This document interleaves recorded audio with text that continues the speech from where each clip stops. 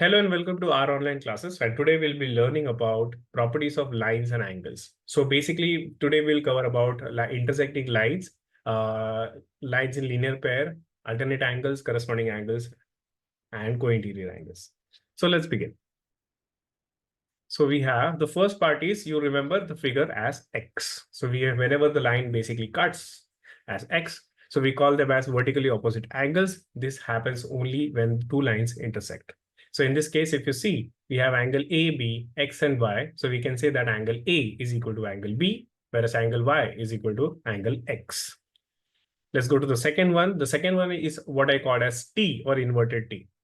Okay, in short, in this case, two angles or more than two angles combine together to form a straight line, as you can see with the pink marker.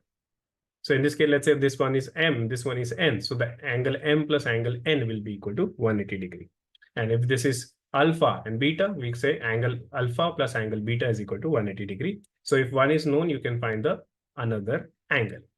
Now comes parallel lines. So whenever two lines intersect, so they kind of form a Z pattern. So in this case, and you can remember the Z pattern in this different ways.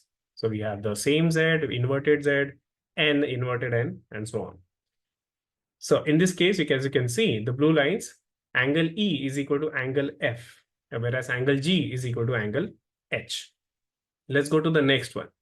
We have corresponding. Okay, so in this case, we can say it forms a kind of F. So we have a same F, inverted F, tilted F, vertically inverted F, and horizontally inverted F. So in this case, you can see if you have A, one leaving another, we have angle A is equal to angle E, angle Y equal to angle W, angle B is equal to angle F. Now in this case, the upper line and the lower line are basically parallel. These two vertical lines are not exactly parallel, so we cannot take the other way around. Okay, and let's go to the last one. We have interior angles. So again, two parallel lines passing and a line cutting them. We have the two interior angles are not exactly equal, but they are supposed to be supplementary, or when they add, they give you 180 degree. Now, this is very, very important when you're talking about quadrilaterals, cyclic quadrilateral,